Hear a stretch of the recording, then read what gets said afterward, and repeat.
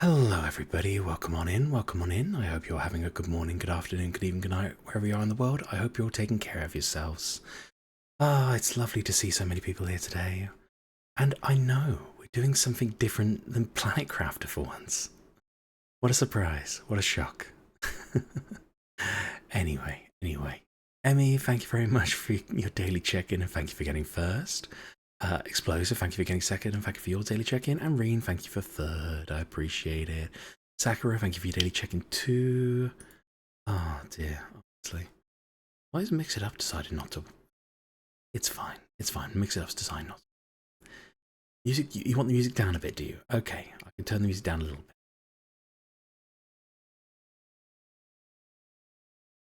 How is that, Reen? Is that a bit more? Is that a bit better? OMG, Fox, what's up, Reen? What's up? What's going on? Ollie, thank you for daily checking too. I appreciate you being here. I'm just catching up on everything. Oh, Reen found the bad elf command, honestly. Sunshine, welcome on in. Thank you for your daily check-in. Dragon, thank you for yours too. Roll, thank you for your daily check-in. Ollie, I'm glad you like the music. I found this a while ago, and yeah, I'm glad. I'm glad I got this. I've got it set to random, so it should randomly choose different songs to play. But, yeah. A dramatic reading of your Planet Crafter container inventories, perhaps. Sakura, that's a good one. Have you seriously made an elf command? Yes, Emmy, yes I have. I felt it was about time that I just automated the process of telling Reen off, it's all. This is like if Hans Zimmer made the Outer Wilds OST. Yes. I honestly, I wanted to play the Outer Wilds music on stream, but at the same time, I don't want to get yelled at by Twitch. So yeah. This is a very nice compromise. But yes, I did mention it's courtesy of a YouTube channel, a chap by the name of Miko Works. Very good. It's very good. Hey Ninja, welcome on in. Appreciate you being here. Hope you're having a good day. Probably gonna be falling asleep before we get to the meat of the stream. It's quite alright, Ollie. You relax, take it easy. I'm glad to have you here.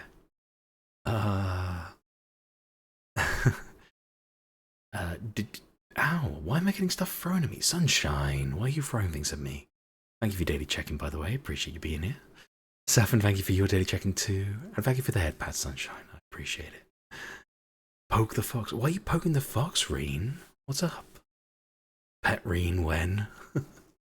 Reen gets pets enough. Very much. And yes, you do need to do a voice line for that, Reen. I want a kiss. A kiss? Reen. How inappropriate on my Christian Minecraft channel. Well, Reen, because I know you've had a very difficult day. Well, a very difficult 2 days. I will acquiesce to your request. Mwah. There you go, Reen. There you go. Little kiss. Oh my god. She's gone wild now. This was a mistake. Anyway, yes, we are doing it's been a few weeks since we've last done a reading stream. Unfortunately, due to various things, whether it's been meeting up with my brother, or whether it's been having to cancel because of not feeling too great. Yeah, we haven't done one of these in a while, so it's nice to kind of get back and just relax a little bit, take it nice and easy. You'll stop? You're fine, Reen, you're fine. I'm only teasing. You're okay. Don't worry. Anyway, but yes, we're going to carry on reading Good Omens. I need to refresh myself as to where we got to. Oh, yes. We got to the part where Crowley has just escaped Hasta by going through the telephone line, and Aziraphale has just inadvertently got himself discorporated while being confronted by Shadwell. So Reen, what's with the dots? What's with the dots, Reen? I've chickened out and now I'm copying 500 gigabytes of data from my SSD to the hard drive I would be using. I see. Yes, guys, please make a bit of a fuss of Reen today. She unfortunately hasn't been feeling too great, so yeah, so we want to take care of her, make a bit of a fuss. Hey Pigu, welcome in. I appreciate you being here. I hope you're having a good day. Shut up, Fox. Never make me elf. This is your stream. I know it is. And I'm using my stream to make sure that you are appreciated and taken care of. Because you would do exactly the same thing for me, Reen.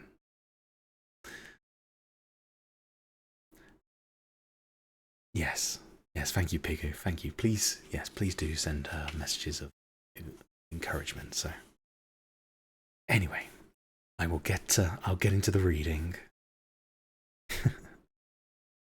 Madam Tracy heard Mr. Shadwell's slow tread come up the stairs.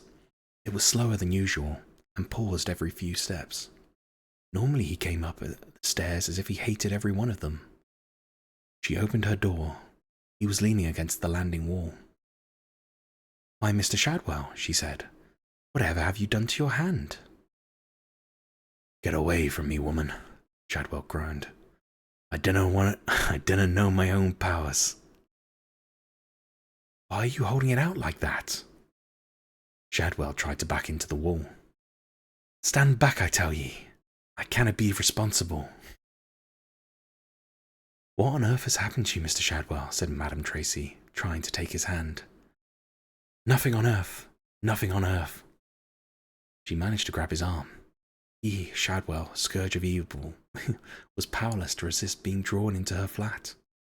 He'd never been in it before, at least in his waking moments. His dreams had furnished it in silks, rich hangings, and whatever he thought of as scented ungulants. Admittedly, it did have a bead curtain in the entrance to the kitchenette and a lamp made rather inexpertly from a Chianti bottle.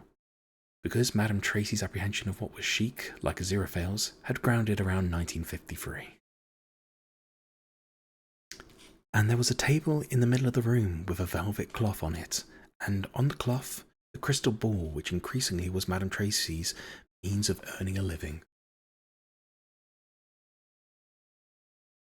Yes, Ninja, that's an excellent idea. Let's give Reen a group hug. See, Reen, I told you. I will always make sure that you are taken care of. I think you could do with a good lie down, Mr. Shadwell, she said, in a voice that brooked no argument, and led him on into the bedroom. He was too bewildered to protest. But young Newt is out there, Shadwell muttered, enthralled to heathen passions and occult wiles. Then I'm sure he'll know what to do about them, said Madame Tracy briskly, whose mental picture of what Newt was going through was probably much closer to reality than was Shadwell's. And I'm sure he wouldn't like to think of you getting yourself worked up into a state here. Just you lie down, and I'll make us both a nice cup of tea. Guess what, Reen? We all love you. We do, Reen. No, Pigu, not taken care of. I may have some Yakuza aspects on this model, but we are not going down the mafia route. Ah, dear.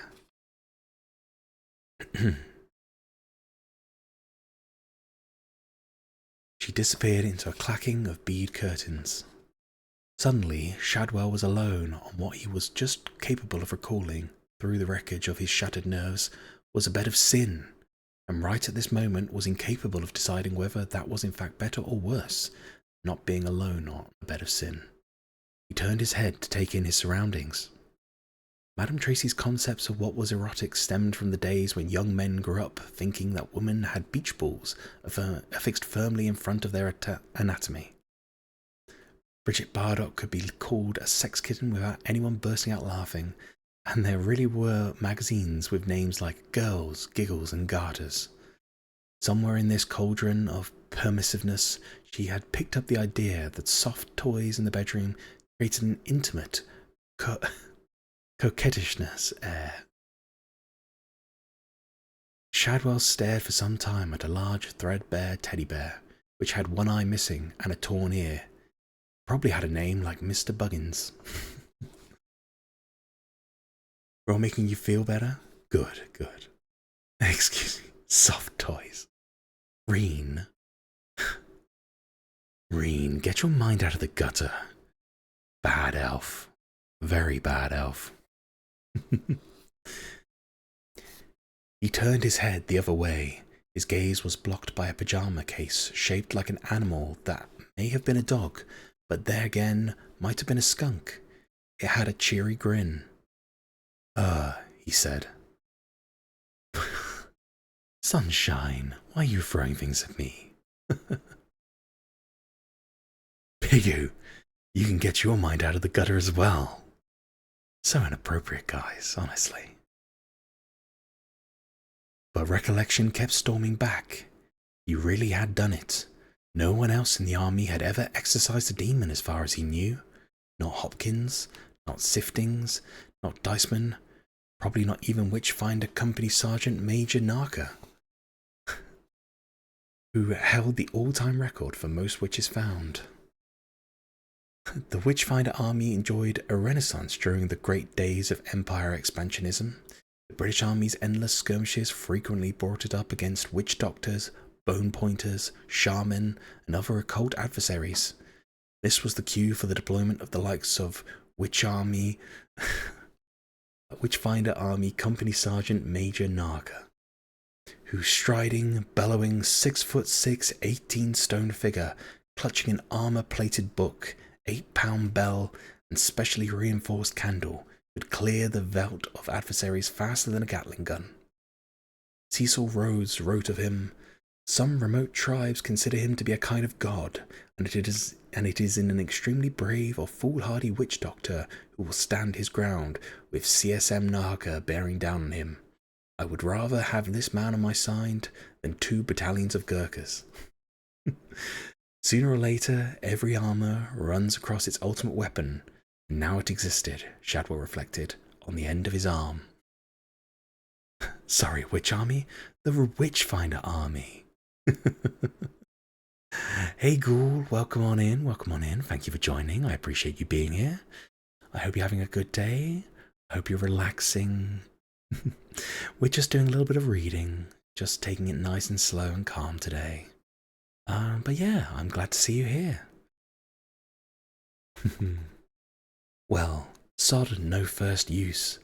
He'd have a bit of a rest, seeing as he was here. And then the powers of darkness had met their match at last.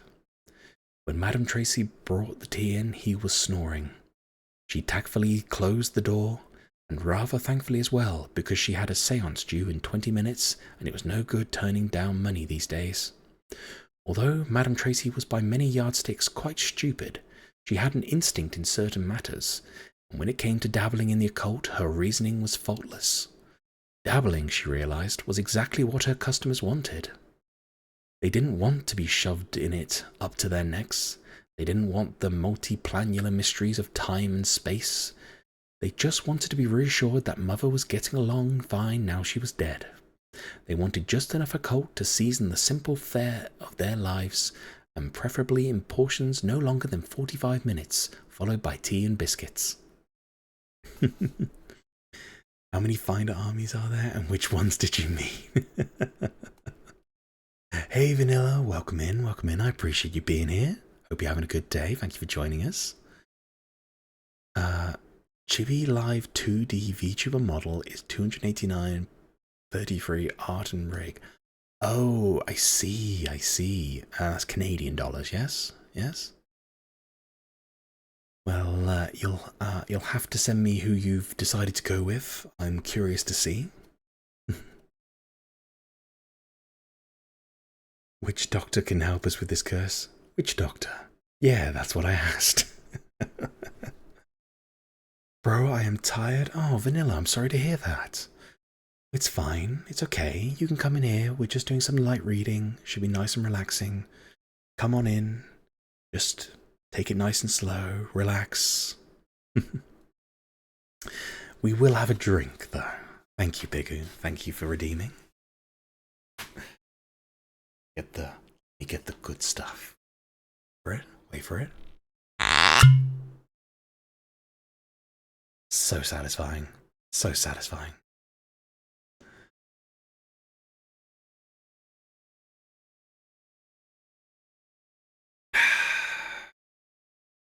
Ooh, that is spicy. Oh, OMG, that was loud. Yes. Yes, it was a bit loud, Reen. That is a good cork. It is. It's a very... I love these bottles. They're so satisfying to open.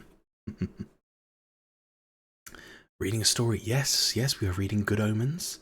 It's one of my favourite books. I thoroughly enjoy it. There goes my ASMR experience. Oh, Reen. Reen, if you're disappointed and you wish to leave, you're more than welcome to do so.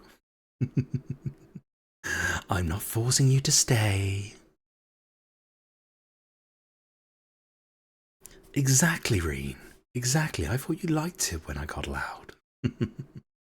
Vanilla, thank you for your daily check-in. I appreciate it.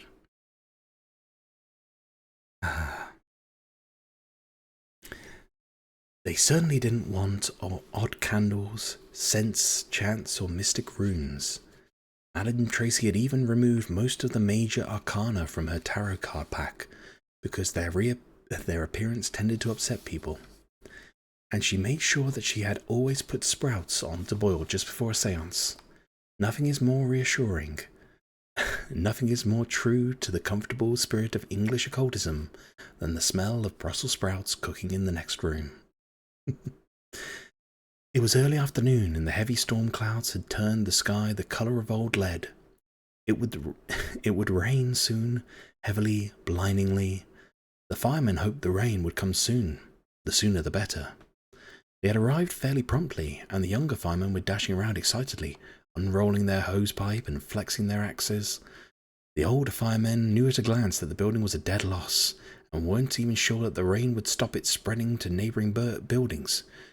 When a black Bentley skidded around the corner and drove up onto the pavement at a speed somewhere in excess of 60 miles per hour, and stopped with a screech of brakes half an inch away from the wall of the bookshop, an extremely agitated young man in dark glasses got out and ran toward the door of the blazing bookshop. He was intercepted by a fireman. "Are you the owner of this establishment?" asked the fireman. "Don't be stupid. Do I look like I run a bookshop?" "I really wouldn't know about that, sir. Appearances can be very deceptive. For example, I am a fireman. However, upon meeting me socially, people unaware of my occupation often suppose that I am in fact a chartered accountant or a company director. Imagine me out of uniform, sir, and what kind of man would you see before you, honestly?" "A Pratt," said Crowley, and he ran into the bookshop.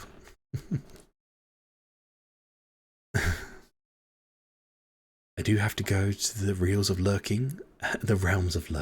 That's quite alright, Pigu. That's quite alright. I appreciate you being here. You lurk away. Thank you very much for joining. And yeah, I hope you can relax and enjoy yourself.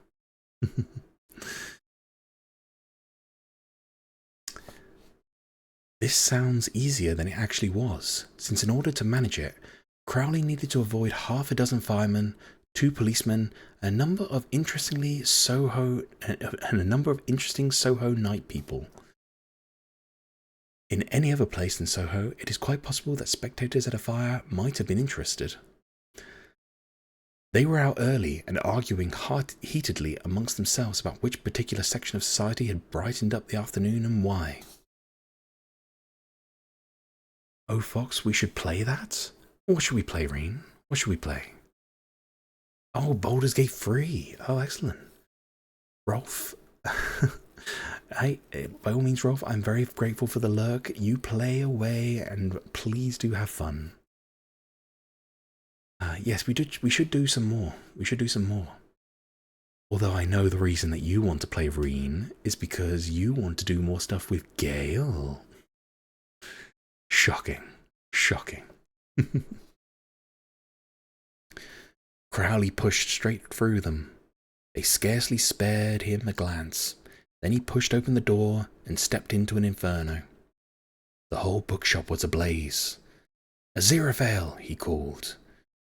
"Aziraphale, you stupid... Aziraphale? Are you here?" No answer. Just the crackle of burning paper, the splintering of glass as the fire reached the upstairs rooms, the crash of collapsing timbers. He scanned the shop urgently, desperately, looking for the angel, looking for help.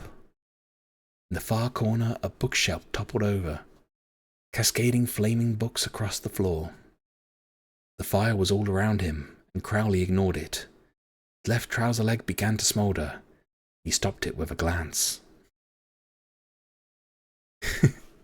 Gale is best boy, Karlach best girl. Karlach is definitely best girl, 100%. I believe last time me and Reen played, I was trying to find Karlach. And then Reen got me killed when she ran into a group of kobolds. Can you look at Escape the Night? I'm not familiar with that. What's Escape the Night? I've never played Baldur's Gate. Hey, Ninja, it's quite alright. I hadn't played it myself until I started playing with Reen. Reen always likes it when I play with her. Shh, we will not talk about that. Reen, you did get me killed against some kobolds, though. Ayo, ayo. Hello, Aziraphale? For somebody's sake, Aziraphale. The shop window was smashed from outside. Crowley turned, startled, and an unexpected jet of water struck him full in the chest, knocking him to the ground. His shades flew to a far corner of the room and became a puddle of burning plastic. They revealed yellow eyes with slitted vertical pupils. Wet and steaming, face ash-blackened, as far from cool as it was possible for him to be, on all fours in the blazing bookshop, Crowley cursed Aziraphale and the ineffable plan, and above and below. Then he looked down and saw it. The book. The book that the girl had left in the car in Tadfield on Wednesday night. Slightly scorched around the cover, but miraculously unharmed. He picked it up. He stuffed it into his jacket pocket, stood up unsteadily, and brushed himself off. The floor above him collapsed with a roar, and gargantuan shrugged the building fell in on itself. In a rain of brick and timber and flaming debris. Outside, the passers-by were being herded back by the police, and a fireman was explaining to anyone who would listen. I couldn't stop him. He must have been mad or drunk. Just ran in. I couldn't stop him. Mad. Ran straight in. Horrible way to die. Horrible. Horrible. Just ran straight in. Then Crowley came out of the flames. The police and the firemen looked at him, saw the expression on his face, and stayed exactly where they were. He climbed into the Bentley and reversed back into the road, swung around a fire truck, into Wardour Street, and into the darkened afternoon. They stared at the car as it sped away. Finally, one policeman spoke. Weather like this, he ought to have put his light on, he said numbly. Especially driving like that. Could be dangerous, agreed another, in flat, dead tones, and they all stood there in the light and the heat of the burning bookshop, wondering what was happening to a world they had thought they understood. There was a flash of lightning, blue, white, strobing across the cloud-black sky, a rumble of thunder so loud it hurt, and a hard rain began to fall.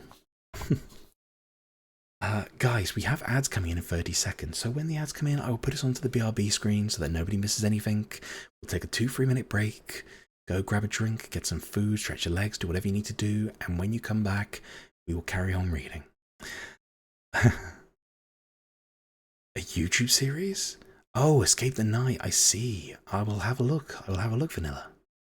Sounds like the average D&D night. Kill the gnolls, yells the fighter and charges in a 1v20 while the rest of the party ignore him and travel past him. Exactly.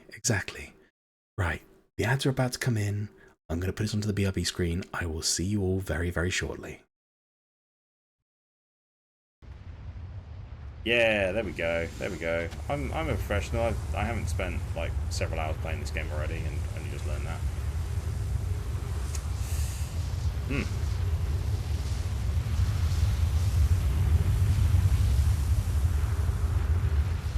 Here. Get out of here. No, you're not getting anything from me come tonight. here, No. Reem. Come no, here, you come here, cannot. come here, You cannot butter me up. No, come no. here, come here. No, you got me backed up in the corner. Oh no, Chad. Help me. Help me, he's got me backed up in the corner. Oh no, this is so tragic. This is so tragic. Oh yeah, you seem really broken up. What am I gonna do? I could do the anime trope, be like the Oh hey. You good? Wow, spicy. Wow. Look, Chat's feeling uncomfortable. You did this. You started this.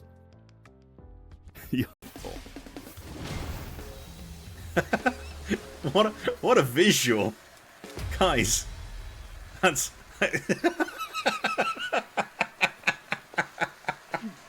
the hell is that? You're mine, my master. Figure it out. It'll be fine.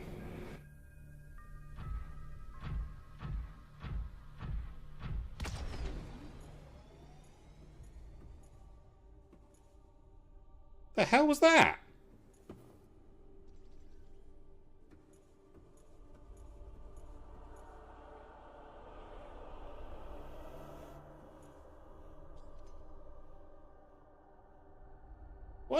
What?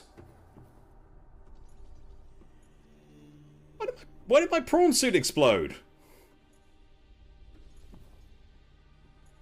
What's this bullshit?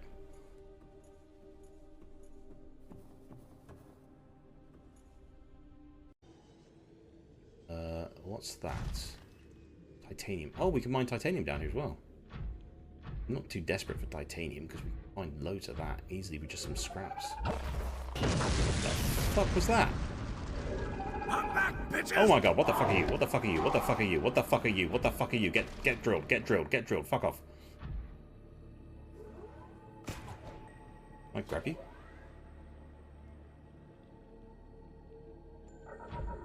Alright, you run away then. Go on then. Screw you.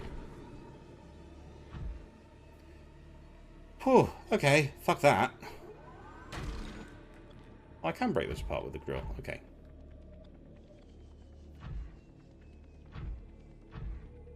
Fuck me. Sombra, that was good timing with the... EMP your ships? Oh, okay. I think I was hiding behind a rock and he didn't EMP me properly, but... In the way. No, you're not. You're fine. No, you're fine. Are you sure? Yes, I'm sure. No, you're not. You're fine. Shut up. Shut up. Shut up. Okay, welcome back, everybody. Welcome back. Thank you very much for bearing with us through the ad break. We now have no ads for another hour, so we can just relax and chill. Take it nice and easy. Oh wait, what? What did I miss? How you feel about Baldur's Gate 3 Friday next week? That should be fine with me, Reen. That should be fine with me. Oh my god, Reen.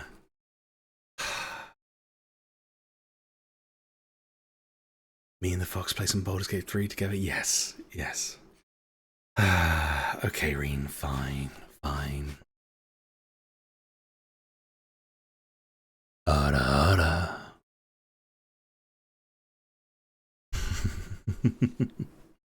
There you go, there you go. Don't say I never give you anything. Can you play a game with me? I occasionally play games, Vanilla. By all means, if you're in the server, then I'm sure when I'm around and not streaming, stuff can be sorted out. Yes, my best friend, you always do. I'm glad. I'm glad you realise, Ray. No, I'm just messing. Always do things for me and always care for me? Of course. And always have my back. Reen, you always have mine. It's the least I can do. Okay, let's keep going. She rode a red motorbike. Not a friendly Honda red. A deep, bloody red. Rich and dark and hateful. The bike was apparently, in every other respect, ordinary, except for the sword, resting in its scabbard, set onto the side of the bike. Her helmet was crimson, and her leather jacket was the colour of old wine. And ruby studs on the back were picked out the words, Hell's Angels. It was 1:10 in the afternoon, and it was dark and humid and wet. The motorway was almost deserted, and the woman in red roared down the road on her red motorbike, smiling lazily. I'm glad you're happy with my community, Reen. I like to make my community a nice, comfy, welcoming space where anybody can come in and just relax and be, have a comfy, safe time.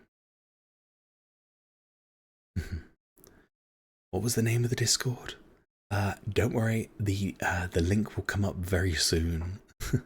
Stream Elements should post the link into the Discord fairly frequently, so thank you all, and I love you all for the kind words and all having me. Reen, like I said, it's the least I can do, and I know you would do the same for me. So encouraging it in my community as well, the least I can do.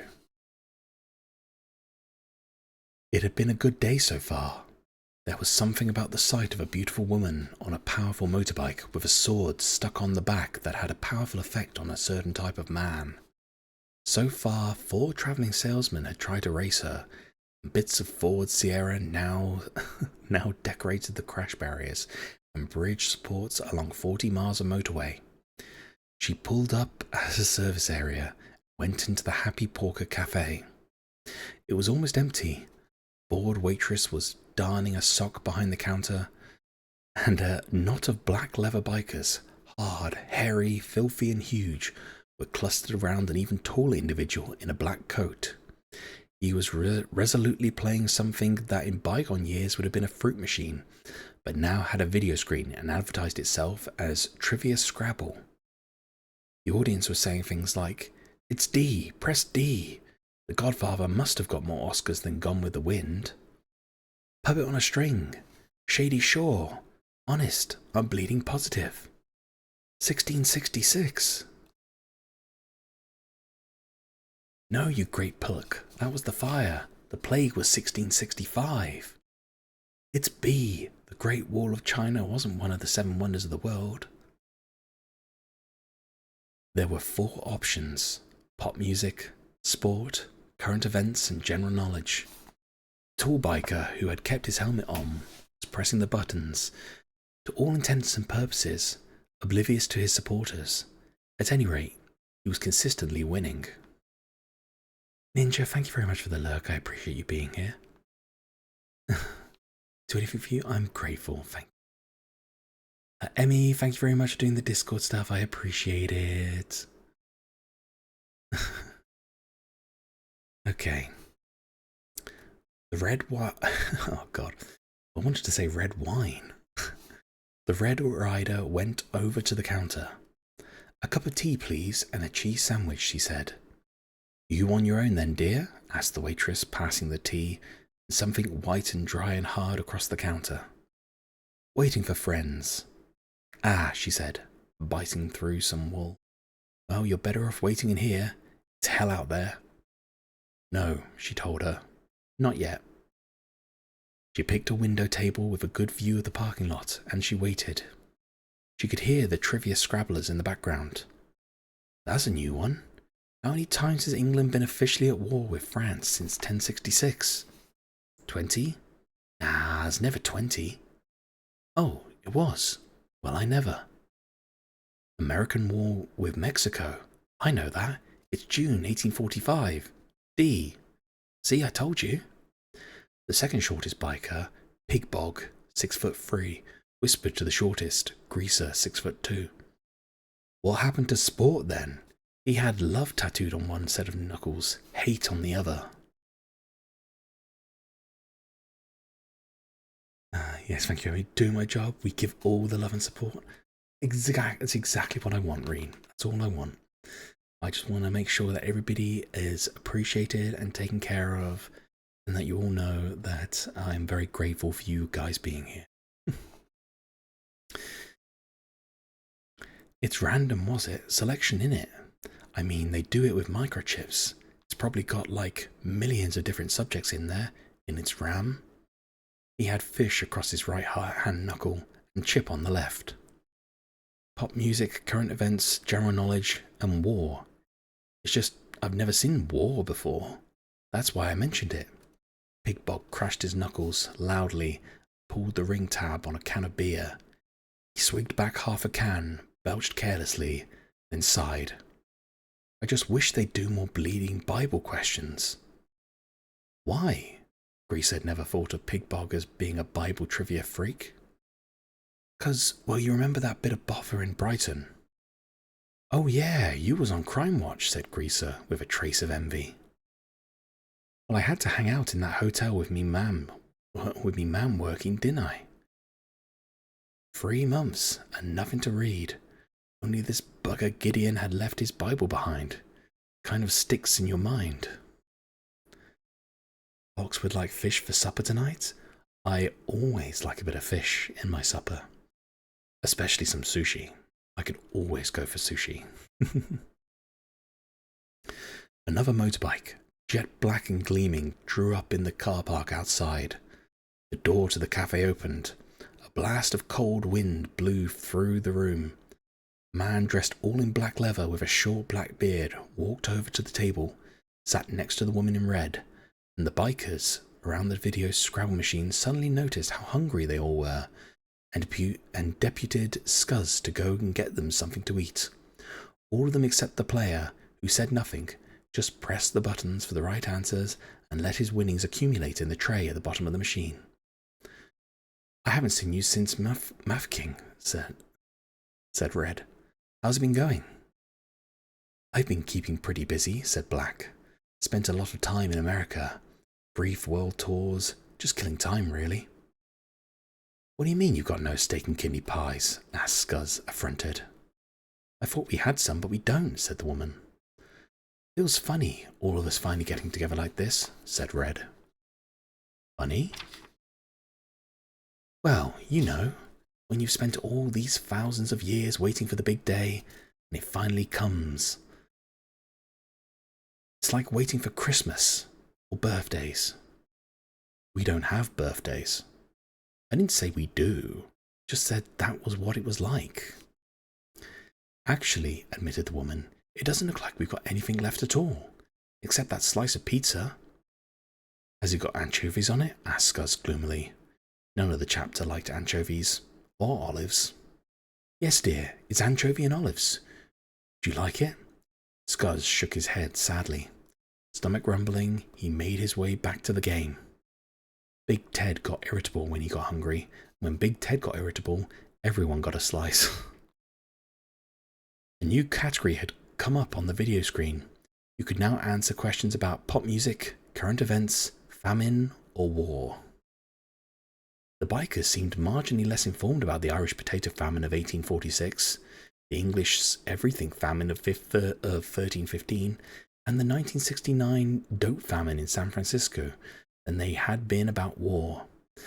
But the player was still racking up a perfect score, punctuated occasionally by a whir, ratchet, and clink as the machine disgorged pound coins into its tray. Weather looks a bit tricky down south, said Red. Black squinted at the darkening clouds. No, looks fine to me. We'll have a thunderstorm along any minute. Red looked at her nails. That's good. Wouldn't be the same if we didn't have a good thunderstorm. Any idea how far we've got to ride? Black shrugged. A few 100 miles?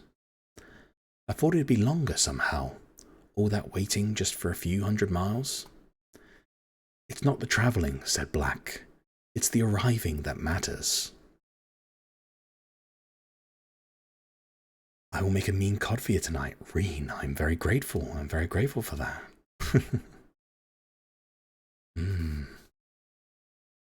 There was a roar outside. It was the roar of a motorbike with a defective exhaust, untuned engine, leaky carburetor. You didn't have to see the bike to imagine the cloud of black smoke it travelled in, the oil slicks it left in its wake, the trail of small motorbike parts and fittings that littered the roads behind it. Black went up to the counter. 4 teas, please, he said. 1 black. The cafe door opened. A young man in dusty white leathers entered, and the wind blew empty crisp packets and newspapers and ice cream wrappers in with him. They danced around his feet like excited children, and fell exhausted to the floor. 4 of you, are there, dear? Asked the woman. She was trying to find some clean cups and teaspoons. The entire rack seemed suddenly to have been coated in a light film of motor oil and dried egg. There will be, said the man in black, and he took the teas and went back to the table, where his 2 comrades waited. Any sign of him? Said the boy in white. They shook their heads. An argument had broken out about the video screen. Current categories showing on the screen were war, famine, pollution, and pop trivia, 1962 to 1979. Elvis Presley? It's got to be C. It was 1977 he snuffed it, wasn't it? Nah, D, 1976, I'm positive. Yeah, same year as Bing Crosby. Mark Bolan, he was dead good. Press D. Then, go on. The tall figure made no motion to press any of the buttons. Vanilla, why are you throwing things at me? Come now. So rude. Tall figure made no motion to press any of the buttons. What's the matter with you? Asked Big Ted irritably. Go on, press D. Elvis Presley died in 1976. I don't care what it says, said the tall biker in the helmet. I never laid a finger on him.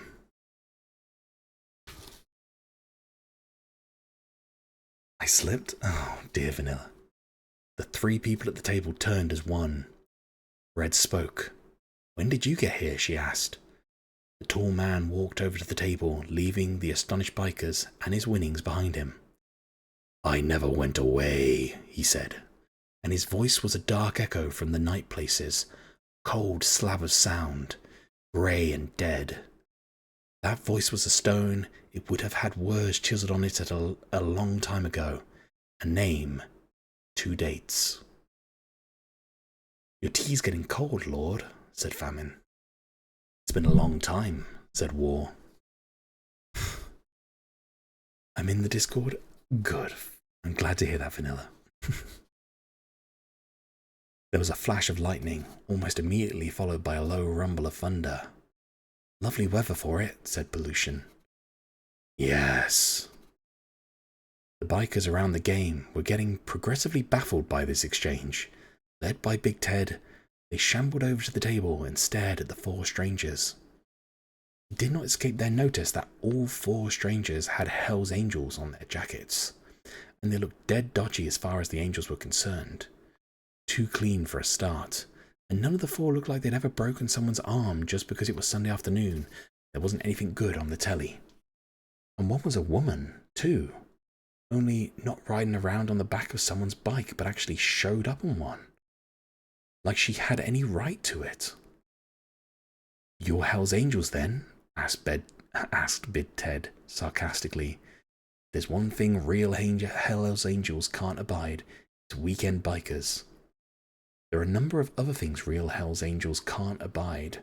These include the police, soap, Ford Cortinas, and, in Big Ted's case, Chovies and Olives. My name is Leo. It is a nickname. That's quite alright. That's quite alright. Don't worry. Vanilla, it's all fine. Don't worry. The 4 strangers nodded. What chapter are you from, then? The tall stranger looked at Big Ted. Then he stood. It was a complicated motion. If the shores of the seas of night had deck chairs, they'd open up something like that. He seemed to be unfolding himself forever. He wore a dark helmet, completely hiding his features. It was made of that weird plastic, Big Ted noted. Like, you looked in it and all you could see was your own face. Revelations, he said. Chapter 6. Verses 2 to 8, added the boy in white helpfully. Big Ted glared at the four of them. His lower jaw began to protrude, and a little blue vein in his temple started to throb. What does that mean, then? He demanded. There was a tug at his sleeve. It was Pigbog. He had gone a peculiar shade of grey under the dirt. It means we're in trouble, said Pigbog. And then the tall stranger reached up a pale motorbike gauntlet and raised the visor of his helmet, and Big Ted found himself wishing for the first time in his existence that he'd lived a better life. Jesus Christ, he moaned. I think he may be along in a minute, said Pigbog urgently. Green, thank you for the head pats, I appreciate it. Vanilla, you're gonna lurk? That's quite alright, you lurk away. Please enjoy yourself and relax. He's probably looking for somewhere to park his bike. Let's go and join a youth club or something. But Big Ted's invincible ignorance was his shield and armor. He didn't move. Core, he said. Hell's Angels. War flipped him a lazy salute. That's us, Big Ted, she said. The real McCoy. Famine nodded. The old firm, he said. Pollution removed his helmet and shook out his long white hair. He'd taken over when Pestilence, muttering about penicillin, had retired in 1936. If only the old boy had known what opportunities the future had held. Others promise, he said. We deliver. Big Ted looked at the fourth horseman. I see you before. You was on the cover of that Blue Oyster Cult album, and I got a ring with your head on it. I get everywhere. Core, Big Ted's big face screwed up with the effort of thought. What kind of bike you riding? He said. The storm raged around the quarry. The rope with the old car tire on it danced in the gale. Sometimes a sheet of iron, relic of an attempt at a treehouse, would shake loose from its insubstantial moorings and sail away. The them huddled together, staring at Adam. He seemed bigger somehow. Dog sat and growled. He was thinking of the smells he would lose. There were no smells in hell apart from the sulphur. While some of them were... Well, the fact was, there were no bitches in hell either. Adam was marching about excitedly, waving his hands in the air. There'll be no end to the fun we can have, he said. They'll be exploring and everything. I suspect I can soon get the old jungles to grow again. But who'll do the, all the cooking and washing and such like, quavered Brian. No one will have to do any of that stuff, said Adam. You can have all the food you like. Loads of chips, fried onion rings, anything you like. Never have to wear any new clothes or have a bath if you don't want to or anything. Or go to school or anything. Or do anything you don't want to do. Ever again. It'll be wicked. The moon came up over the Cucamondy Hills. It was very bright tonight. Johnny Two Bones sat in the red basin of the desert. It was a sacred place, where two ancestral rocks, formed in the Dreamtime, lay as they had since the beginning. Johnny Two Bones' walkabout was coming to an end. His cheeks and chest were smeared with red ochre. He was singing an old song, a sort of singing map of the hills, and he was drawing patterns in the dust with his spear. He had not eaten for 2 days. He had not slept. He was approaching a trance state, making him one with the bush, putting him into communion with his ancestors. OMG? Reen, what are you OMGing? He was nearly there. Nearly. He blinked, looked around wonderingly. Excuse me, dear boy, he said to himself out loud in precise, enunciated tones, but have you any idea where I am? Who said that? Said Johnny Two Bones. His mouth opened. I did. Johnny scratched thoughtfully. I take it you're one of me ancestors then, mate? Oh, indubitably, dear boy. Quite indubitably. In a manner of speaking. Now, to get back to my original question, where am I? Only if you're one of my ancestors, continued Johnny Two Bones. Why are you talking like a pufter? Ah, Australia, said Johnny Two Bones' mouth, pronouncing the word as though it would have to be properly disinfected before he said it again. Oh dear. Well, thank you anyway. Hello? Hello? Said Johnny Two Bones. He sat in the sand and he waited, but he didn't reply. Aziraphale had moved on. You made me pass out for a minute, just like you said earlier. Did I put you to sleep, Reen? Honestly, Reen, if you need to get some rest, I know you've had a very long night. If you need to get some rest, please do. I appreciate you being here, but take care of yourself first. That is the priority, okay?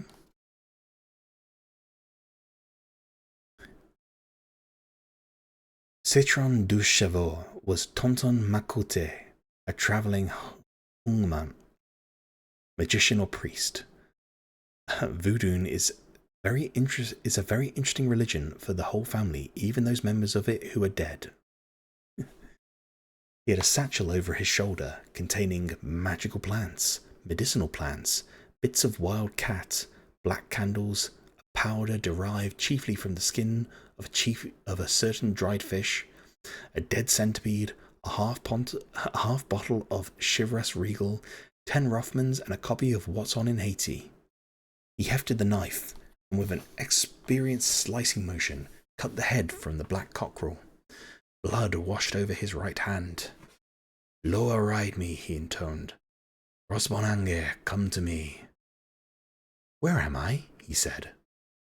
Is that my Grosbonange? He asked himself. I think that's a rather personal question, he replied. I mean, as these things go, but one tries, as it were.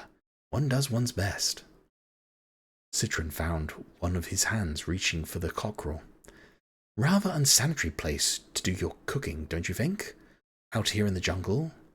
Having a barbecue, are we? What kind of place is this? Haitian, he answered. Damn, nowhere near. Still, could be worse. Ah, I must be on my way. Be good. And Citron du Chevaux was alone in his head. Louse be buggered, he muttered to himself. He stared into nothing for a while, and then reached for the satchel and its bottle of Chivas Regal. There are at least 2 ways to turn someone into a zombie. He was going to take the easiest. The surf was loud on the beaches. The palms shook. The storm was coming. The lights went up. The power cable, Nebraska, Evangelical Choir launched into Jesus is the telephone repairman on the switchboard of my life, and almost drowned out the sound of the rising wind. Marvin O'Bagman adjusted his tie, checked his grin in the mirror, patted the bottom of his personal assistant, Miss Cindy Kellerhol's penthouse pet of the month 3 years ago last July. But she had put that all behind her when she got career, and he walked out on the studio floor. Jesus won't cut you off before you cross the line. With him you won't never get across the line. And when your bill comes, it'll be properly itemized. He's the telephone repairman on the switchboard of my life. The choir sang. Marvin was fond of that song. He had written it himself. Other songs he had written included Happy Mr. Jesus. Jesus, can I come and stay at your place? That old fiery cross. Jesus is the sticker on the bumper of my soul, and when I'm swept up by the rapture, grab the wheel of my pickup.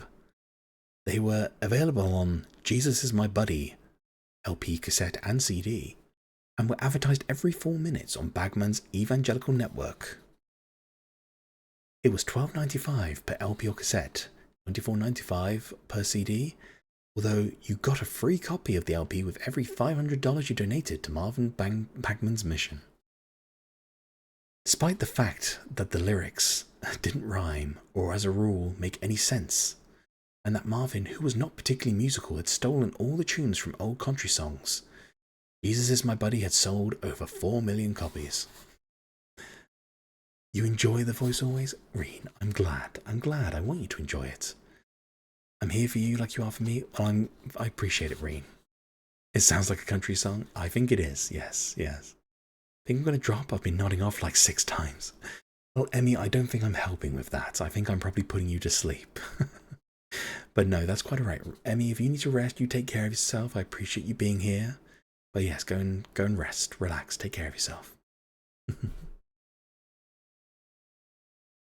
Marvin had started off as a country singer, singing old Conway Twitty and Johnny Cash songs. He had done regular live concerts from San Quentin jail until the civil rights people got him under the cruel and unusual punishment clause. It was then that Marvin got religion, not the quiet personal kind that involves doing good deeds and living a better life, not even the kind that involves putting on a suit and ringing people's doorbells, but the kind that involves having your own TV network and getting people to send you money. He'd found the perfect TV mix on Marvin's Hour of Power, a show that put the fun back into Fundamentalist. 4 3-minute songs from the LP, 20 minutes of Hellfire, and 5 minutes of Healing People. The remaining 23 minutes was spent alternatively cajoling, pleading, threatening, begging, and occasionally simply asking for money. In the early days, he had actually brought people into the studio to heal, but had found that too complicated. These days, he simply proclaimed visions vouchsafed to him of viewers all across America getting magically cured as they watched. This was much simpler. He no longer needed to hire actors, and there was no way anyone could check on his success rate. It might have surprised Marvin to know there actually was a success rate. Some people would get better from anything. Thank you, Emmy. Have a good sleep. Yes. Have a good sleep, Emmy. Appreciate you being here, but rest up.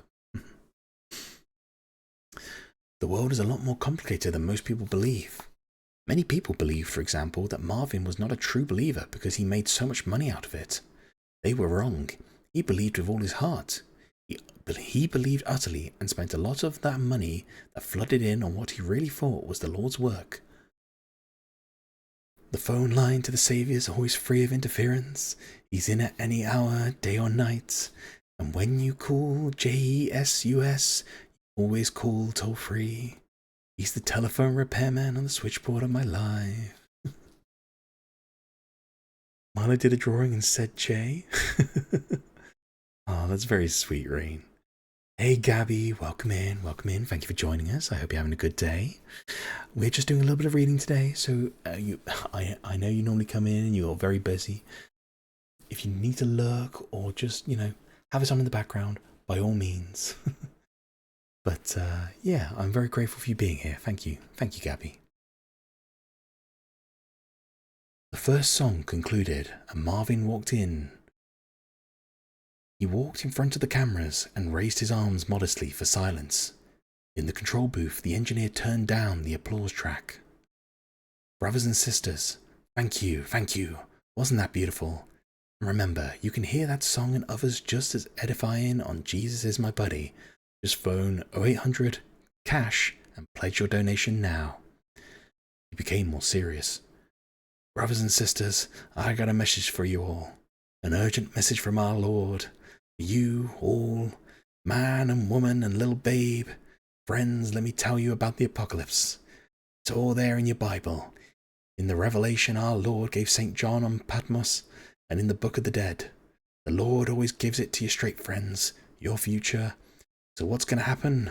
War, plague, famine, death, rivers of blood, great earthquakes, nuclear missiles. Horrible times are coming, brothers and sisters. There's only one way to avoid them. Before the destruction comes, before the 4 horsemen of the apocalypse ride out, before the nuclear missiles rain down on the unbelievers, there will come the rapture. What's the rapture, I hear you cry? When the rapture comes, brothers and sisters, all the true believers will be swept up in the air. You don't mind what you're doing. You could be in the bath, you could be at work, you could be driving your car, or just sitting at home reading your Bible. Suddenly you'll be up there in the air, in perfect and incorruptible bodies, and you'll be up in the air looking down at the world as the years of destruction arrive. Only the faithful will be saved. Only those of you who have been born again will avoid the pain and the death and the horror and the burning. Then will come the great war between heaven and heaven will destroy the forces of hell, and God shall wipe away the tears of suffering, and there shall be no more death, or sorrow, or crying, or pain, and he shall reign on in glory for ever and ever. He stopped suddenly. Read away, you got the best dang reading in your universe. Oh, Gabby, I appreciate you saying that. That's very sweet. Sweet potato or just normal potato? Oh, I do like a sweet potato. Reen, I think it should come as no surprise that I do appreciate a little bit of sweetness. Have a quick drink, just wet the pipes. He stopped suddenly. Well, nice try, he said, in a completely different voice. Only it won't be like that at all, not really. I mean, you're right about the fire and war, all that, but that rapture stuff, well, if you could see them all in heaven, serried ranks of them as far as the mind can follow, and beyond, league after league of us, flaming swords, all that, well, what I'm trying to say is who has time to go around picking people up and popping them up in the air, to sneer at the people dying of radiation sickness on the parched and burning earth below them? If that's your idea of a morally acceptable time, I might add. And as for that stuff about heaven inevitably winning, well, to be honest, if it were that cut and dry, there wouldn't be a celestial war in the first place, would there? It's propaganda, plain and simple. We've got no more than a 50% chance of coming out on top. You might just as well send money to a Satanist hotline to cover your bets. Though, to be frank, when the fire falls and the seas of blood rise, you lot are going to be civilian casualties either way. Between our war and your war, they're going to kill everyone and let God sort it out, right? Anyway, sorry to stand here wittering. I've just a quick question. Where am I? Marvin O'Bagman was gradually going purple.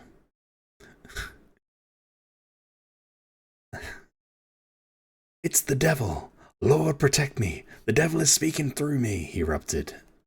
And he then interrupted himself. Oh no, quite the opposite in fact. I'm an angel. Ah, this has to be America, doesn't it? Oh, sorry, I can't stay. There was a pause. Marvin tried to open his mouth, but nothing happened. Whatever was in his head looked around. He looked at the studio crew, those who weren't phoning the police or sobbing in corners. He looked at the grey-faced cameramen. Gosh, he said, am I on television? Hey, Snowy, how's it going? How's it going? Hope you're having a good day. Thank you for joining us. Hey, sunshine. Are you getting comfy? Are you cozy? Are you relaxed? Crowley was doing 120 miles an hour down Oxford Street. He reached into the glove compartment for his spare pair of glasses and found only cassettes. Irritably, he grabbed one at random and pushed it into the slot.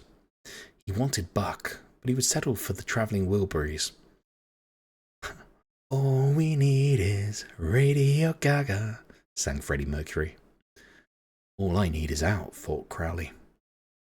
He swung around the Marble Arch roundabout the wrong way, doing 90.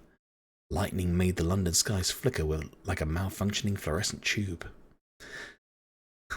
A livid sky on London, Crowley thought, and I knew the end was near.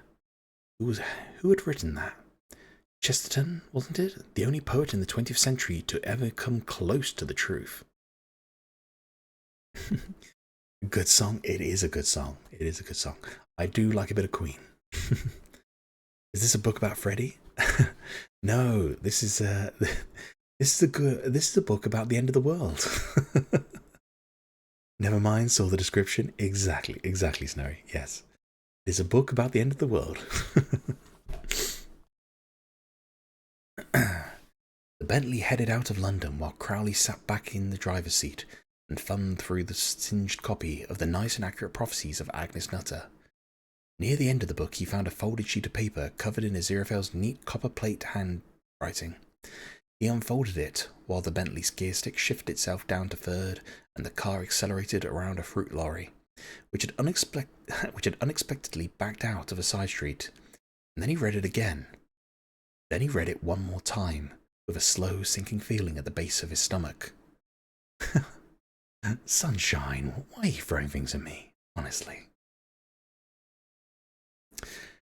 The car changed direction suddenly. It was now headed for the village of Tadfield, in Oxfordshire. He could be there in an hour if he hurried. Anyway, there wasn't really anywhere else to go.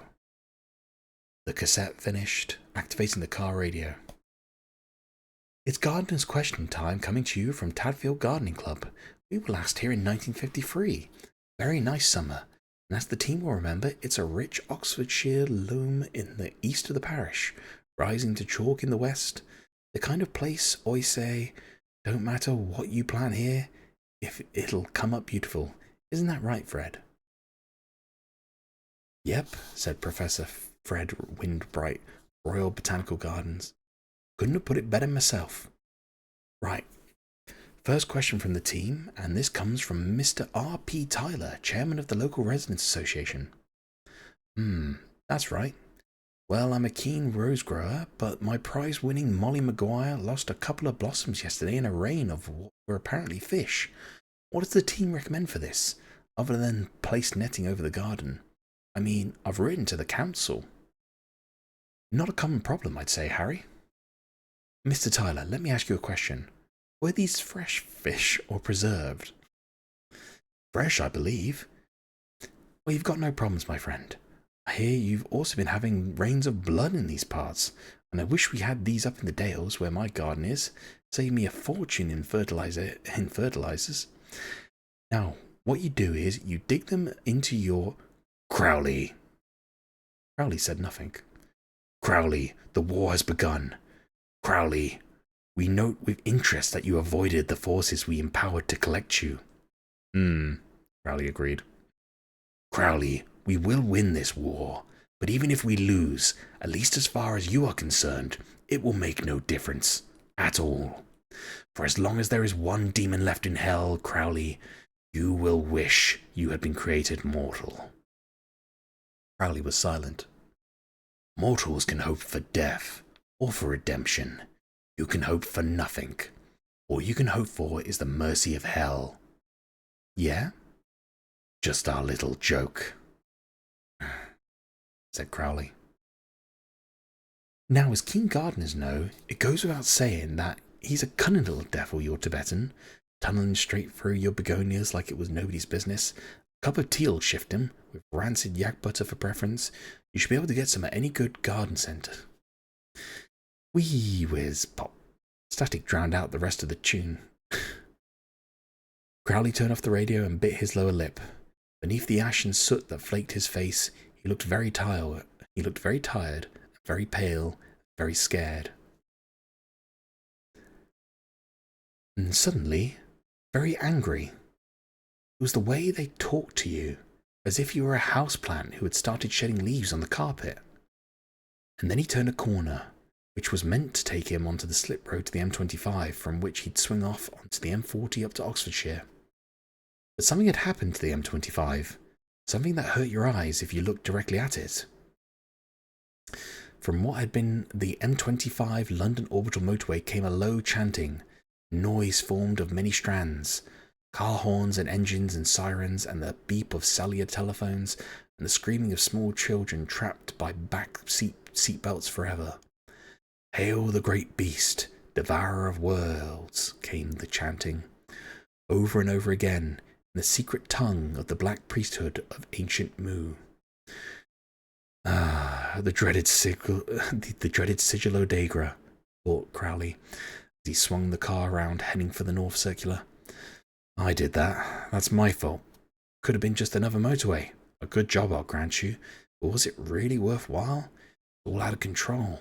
Heaven and hell aren't running things anymore, but the whole planet is a third world country that's finally got the bomb. Then he began to smile. He snapped his fingers.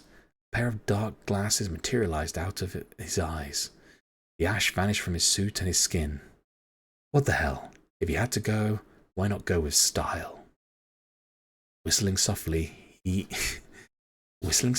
drove. They came down the outside lane of the motorway like destroying angels, which was fair enough. They weren't going that fast, all things considered. The four of them were holding a steady 105 miles per hour, as if they were confident that the show could not start before they got there. It couldn't. They had all the time in the world, such as it was. Just behind them came four other riders, Big Ted, Greaser, Pigbog, and Scuzz. They were elated. They were real Hell's Angels now, and they rode the silence. Around them, they knew, was the roar of the thunderstorm, the thunder of traffic, the whipping of the wind and the rain. But in the wake of the horsemen there was silence, pure and dead. Almost pure, anyway. Certainly dead. It was broken by Pigbog shouting to Big Ted. "What you gonna be then?" he asked hoarsely. "What?" I said, I heard what you said. It's not what you said. Everyone heard what you said. What did you mean? That's what I want to know. Pigbog wished he'd paid more attention to the Book of Revelation. If he'd known he was going to be in it, he'd have read it more carefully. What I mean is, they're the four horsemen of the apocalypse, right? Bikers, said Greaser. Right, 4 bikers of the apocalypse. War, famine, death, and the other one, pollution. Yeah, so? So they said it was alright if we came with them, right? So? So we're the other 4 horse, bikers of the apocalypse. So which ones are we? There was a pause. The lights of passing cars shot past them in the opposite lane, lightning after imaged with the clouds, and the silence was close to absolute. Can I be War as well? asked Big Ted. Of course you can't be War. How can you be War? She's War. You've got to be something else. Big Ted screwed up his face with the effort of thought. GBH, he said eventually. I'm Grievous Bodily Harm. That's me. There. What you going to be? Can I be Rubbish? Asked Scuzz. Or Embarrassing Personal Problems? Can't be Rubbish, said Grievously Bodily Harm. He's got that one sewn up, pollution. You can be the other one, though. They rode on in silence, and the rear red lights of the 4 a few hundred yards in front of them. Grievous Bodily Harm, Embarrassing Personal Problems, Pigbog, and Greaser. I want to be cruelty to animals, said Greaser. Pigbog wondered if he was for or against it, not that it mattered. And then it was Pigbog's turns. I think I'll be them answer phones. They're pretty bad. You can't be answer phones. What kind of a biker of the apocalypse is answer phones? That's stupid, and it is. Snot, said Pigbog, nettled. It's like war and famine in that. It's a problem of life, isn't it? Answer phones. I hate bloody answer phones. I hate answer phones too, said Cruelty to Animals. You can shut up, said GBH. Can I change mine, said Embarrassing Personal Problems, who had been thinking intently since he last spoke. I want to be things not working properly even after you thumped them. Alright, you can change, but you can't be answer phones, Pigbog. Pick something else. Pigbog pondered. He wished he'd never broached the subject. It was like the careers interviews he had had as a schoolboy.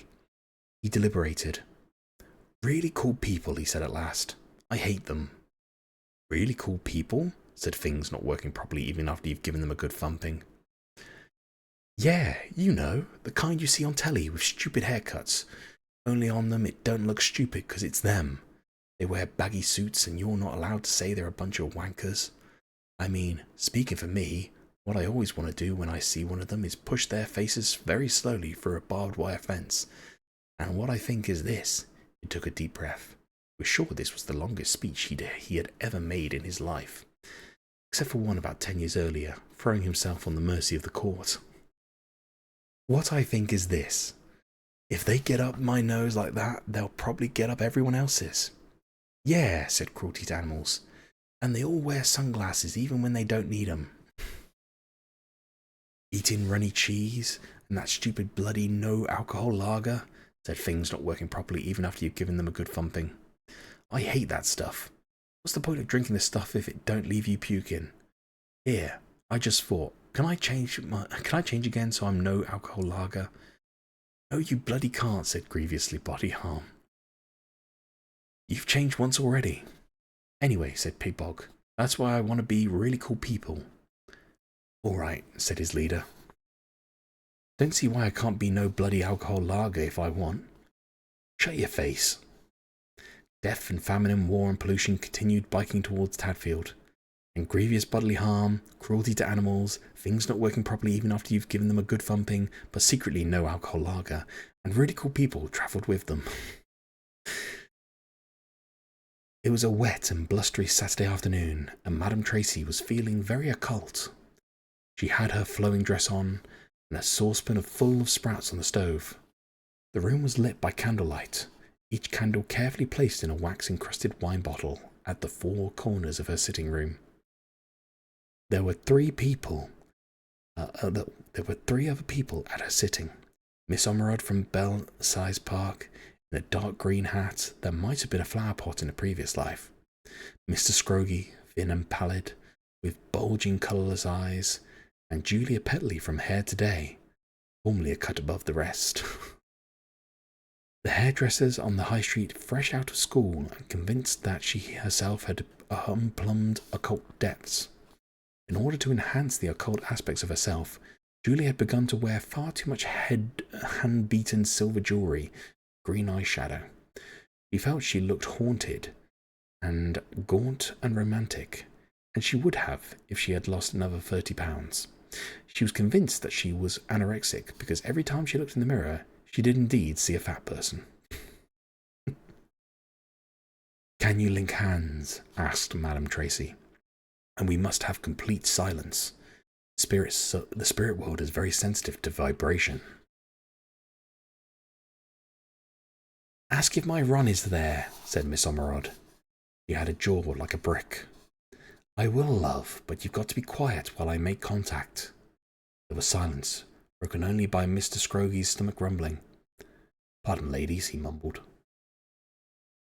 Madame Tracy had found, through years of drawing aside the veil and exploring the mysteries, 2 minutes was the right length of time to sit in silence, waiting for the spirit world to make contact. More than that and they got restive. Less than that and they felt they weren't getting their money's worth. She did her shopping list in her head. Eggs, lettuce, ounce of cooking cheese, 4 tomatoes, butter, roll of toilet paper. Mustn't forget that, we're nearly out. And a really nice piece of liver for Mr. Shadwell. Poor old soul. It's a shame. Time. Madame Tracy threw back her head, let it loll on one shoulder, and slowly lifted it again. Her eyes were almost shut. She's gone under now, dear, she heard Miss Ormerod whisper to Julia Petley. Nothing to be alarmed about. Just making herself a bridge to the other side. The spirit guide will be along soon. Madame Tracy found herself irritated at being upstaged. She let out a low moan. Ooh. Then in a high-pitched, quaverly voice, Are you there, my spirit guide? She waited a little to build up the suspense. Washing up liquid, 2 cans of baked beans. Oh, and potatoes. How? I'm falling asleep? Oh, sunshine, it's okay. You rest, you take it nice and easy. We're just having a nice relaxing stream today. If you need to rest up, you do what you gotta do. But I'm grateful for you being here. Oh, she said in a dark brown voice. Is that you, Geronimo? She asked herself. Is, me. How? She replied. We have a new member of the circle with us this afternoon, she said. How, Miss Petley? She said, as Geronimo. She had always understood that Red Indian spirit guides were an essential prop, and she rather liked the name. She explained this to Newt. She didn't know anything about Geronimo, he realized, and he didn't have the heart to tell her. "Oh," squeaked Julia, "charmed to make your acquaintance." "Is my Ron there, Geronimo?" asked Miss Ormerod. "How, Squaw Beryl," said Madame Tracy. "Oh, there are so many, of the poor lost souls, lined up against, door to my teepee. Perhaps your wrong is amongst them. Ow." Madame Tracy had learned her lessons years earlier, and now never brought Ron, though... and now never brought Ron through until near the end. If she didn't, Beryl Ormerod would occupy the rest of the seance telling the late Ron Ormerod everything that had happened to her since their last little chat. For example, "Now, Ron, you remember our Eric's littlest Sibylla. Well, you wouldn't recognize her now. She's taken up macrame. And our Letita, you know, our Karen's oldest, she's doing a lesbian, but that's all right these days, and is doing a dissertation on the films of Sergio Leone, as seen from a feminist perspective. And our Stan, you know, our Sandra's twin, I told you about him last time. Well, he won the darts tournament, which is nice, because we all thought he was a bit of a mother's boy, while the guttering out over the sheds come loose. But I spoke to our Cindy's latest, who's a jobbing builder, and he'll be over there to see it on Sunday. And oh, that reminds me." No, Beryl Ormerod could wait. There was a flash of lightning, followed almost immediately by a rumble of distant thunder. Madame Tracy felt rather proud, as if she had done it herself. It was even better than the candles at creating ambulance. Ambulance was was what mediuming was all about. Ambulance, honestly. Correct term is ambience, but anyway, ambulance it is. "Now," said Madame Tracy in her own voice, "Mr. Geronimo would like to know, is there anyone named Mr. Scroggy here?" Mr. Scroggy's watery eyes gleamed. Actually, that's my name," he said hopefully. "Right. Well, there's somebody here for you." Mr. Scroggy had been coming for a month now. She hadn't been able to think of a message for him. His time had come. "Do you know anyone named, John?" "No," said Mr. Scroggy. "Well, there's some celestial interference here. The name could be Tom, or Jim, or, Dave." "I knew a Dave when I was in Hemel Hempstead," said Mr. Scroggle, a trifle doubtfully. "Yes, he's saying Hemel Hempstead, that's what he's saying," said Madame Tracy. "But I ran into him last week, walking his dog, and he looked perfectly healthy," said Mr. Scroggy, slightly puzzled. "He says not to worry, and he's happier beyond the veil," soldiered on Madame Tracy, who felt it was always better to give her clients good news. "Tell my Ron I'm perfectly healthy.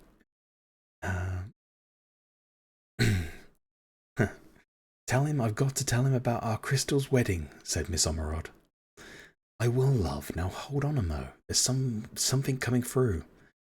And then something came through. It sat in Madame Tracy's head and peered out. "Sprechen Sie Deutsch?" it said, using Madame Tracy's mouth. "Parlez-vous français? Voulez-vous yang zhuangen?" "Is that you, Ron?" asked Miss Ormerod. The reply, when it came, was rather testy.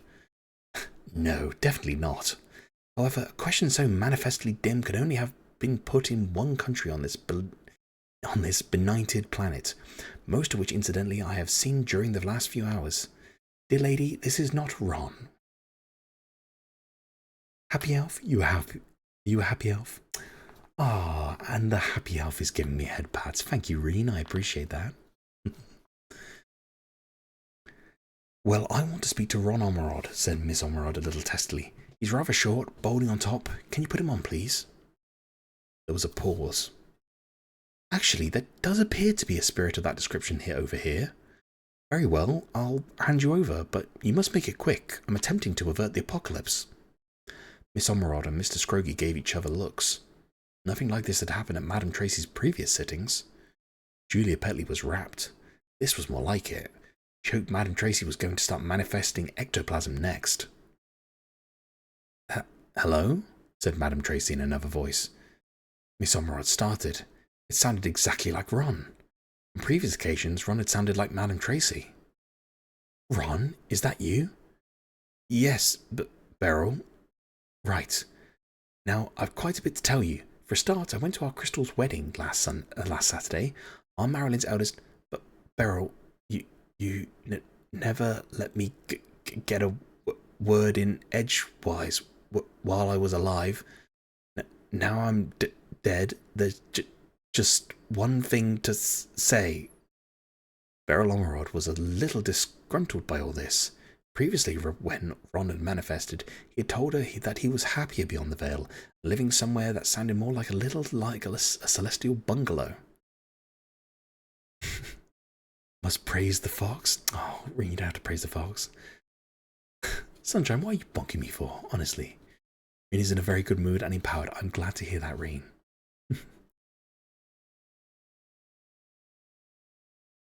Now he sounded like Ron, and she wasn't sure that was what she wanted. And she said what she had always wanted. And she said what she had always said to her husband when he began to speak to her in that tone of voice. Ron, remember your heart condition. I don't have a heart any longer. Remember? Anyway, Beryl. Yes, Ron? Shut up. And the spirit was gone. Wasn't that touching? Right, now, thank you very much, ladies and gentlemen. I'm afraid I shall have to be getting on. Okay, guys, ads have come in. Right, I'm going to put this onto the BRB screen. We will take a 2-3 minute break while the ads are playing, and we will carry on reading when we get back. See you all very, very briefly. Okay. Why did I think you said daddy? Wait, what? Who said daddy? Oh, I said doubting yourself. I mean, you know, I'm not saying that I'm your sugar daddy or anything, but shut your mouth. You are not. I'm sugar mama. That's dodge. Oh wait, what? Oh god, I picked him up. Oh god, I didn't mean to pick him up. Oh god. Discord, is that the audio? I don't know if chat can hear you, but Jesus, yeah. What's up? What's going on? What do you want? What do you want? Opened the can and I thought the Discord was working. Oh god. Emmy, put the cans away. Jesus. I was doing an Amazon R and you fucked it up. You destroyed it. Oh my! Oh god! Oh, Jesus Christ! I'm leaving. Jesus. Honestly. Appreciate you all. I will see you all very, very soon at the start of the next loop. Bye, guys. Bye. Get ready. Bye. Oh no, we're in trouble. Bye, chat. Bye, chat. Ah. There it goes. Ah.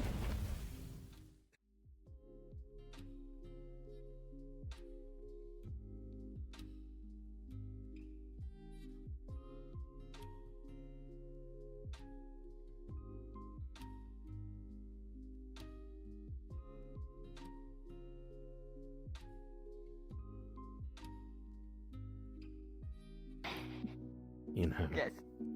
sometimes I just want to look deep into your eyes and say, hmm.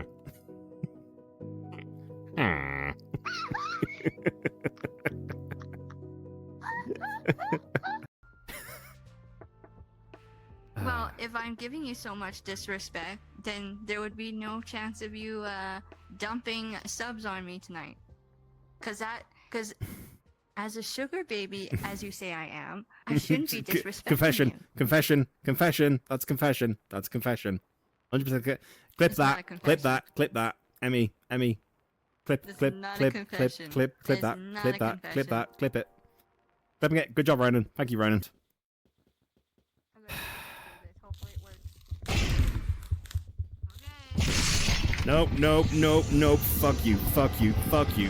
Nope, don't like that. Nope. Oh, God. Yeah. Don't like that.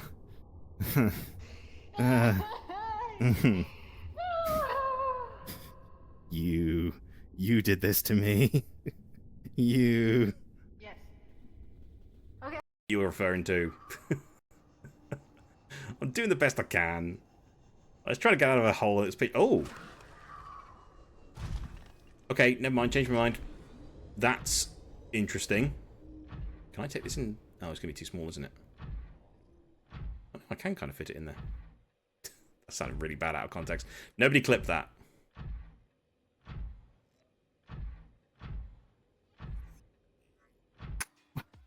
What was that for? Oh my god. Just to fluster you. Shut up. You know, for that, I'm gonna throw you. You're gonna get thrown. Wow. What? Yeah, behind you, perfect. Holy crap. Yeah, that was a good throw. That was a I good would throw. know. Hang on, let me bring up the That was a second. really good Yeah, throw. let me show you. Guys, can you see where I threw her to? She's I like did right. not Yeah. think that would go. I did not think I'd go Yeah, that far. Do it yeah, again, do it yeah. again, I do it can again, do it again. I can probably like throw you. Hang on, let me get good grip. Good grip on you. Okay, Right. go, go, Okay. go, go. You ready? And upstairs. I'm ready. Oh, I stuck the. Look at that! I got her on the shelf. That was a shot and a half. Thank you very much. On the shelf. She is now an elf on the shelf. You are welcome. You are welcome. Also, I need to repair this. Wait. Oh, you want to go? Fine. Come on then. I'll fight you. Okay, welcome back, everybody. Welcome back. Thank you for bearing with us through the ad breaks. We now have no ads for the rest of stream. Ah, right. Agreed. Thank you, folks. Were you, Reen, were you enjoying the clips? Well, there's some good ones in there for you. We do have some. Reen, you and I do have some fun on stream. Honestly, I do enjoy. I enjoy when you join. And I'm very grateful to have you around with me, Reen. Anyway, right, where were we? I'll do this bit again because I quite like this part. Anyway, Beryl? Yes, Ron? Shut up. And the spirit was gone. Wasn't that touching? Right, now, thank you very much, ladies and gentlemen. I'm afraid I shall have to be getting on. Madame Tracy stood up, went over to the door, and turned on the lights. Out, she said. The sitters stood up, more than a little puzzled, and in Miss Ormerod's case, outraged, and they walked out into the hall. You haven't heard the last of this, Marjorie Potts, hissed Miss Ormerod, clutching her handbag to her breast, and she slammed the door. Then her muffled voice echoed from the hallway. You can tell our Ron that he hasn't heard the last of this either. Madame Tracy, and the name of her scooter's only driving license was indeed Marjorie Potts, went into the kitchen and turned off the sprouts. Always and forever? Oh, Reen, I agree. Always and forever. Made some fish and it tastes amazing? Nice. Ninja, what did you go for? What kind of fish did you have? Mine got stuck on the pan though. Oh, Reen. You need to get that temperature up. You need to get the heat up.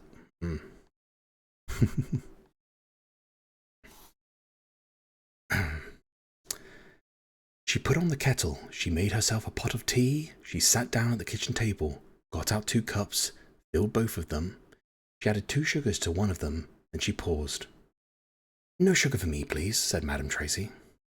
She lined up the cups on the table in front of her and took a long sip from the tea with sugar. Now, she said in a voice that anyone who knew her would have recognized as her own, although they might not have recognized her tone of voice, which was cold with rage. Suppose you tell me what this is about, and it had better be good. I grill mine, allow the heat to cook the fish. That's not a bad idea. One of the advices I like to do. Oh, sorry, advices. One of the things I like to do is I will normally put the fish in a little tinfoil parcel, and I will normally add in a bit of butter and a bit of lemon, depending on the fish. Normally, if it's a bit of salmon, a bit of lemon goes quite nicely. But and then I'll close up the parcel, and I'll put it in, and essentially it'll sort of steam in the juice from the lemon and the butter and all that sort of stuff. So yeah, That's how I tend to cook my fish. But yeah. I'm making this into a cooking channel now. Guys, we're changing direction completely. We're gonna go cooking now. A lorry had shed its load all over the M6. According to its manifest, the lorry had been filled with sheets of corrugated iron, although the 2 police patrolmen were having difficulty in accepting this. So what I want to know is, where did all the fish come from, asked the sergeant. I told you, they fell from the sky. 1 minute I'm driving along at 60, next second, whap, 12-pound salmon smashes through the windscreen. So I pulls the wheel over and I skidded on that. He pointed to the remains of a hammerhead shark under the lorry. And ran into that. That was a 30-foot high heap of fish of different shapes and sizes. Have you been drinking, sir? Asked the sergeant, less than hopefully. Of course I haven't been drinking, you great wazzock. You can see the fish, can't you?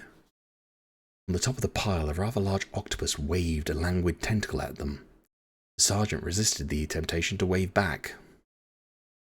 The police constable was leaning into the police car, talking on the radio. Yeah, corrugated iron and fish blocking off the southbound M6 about half a mile north of Junction 10.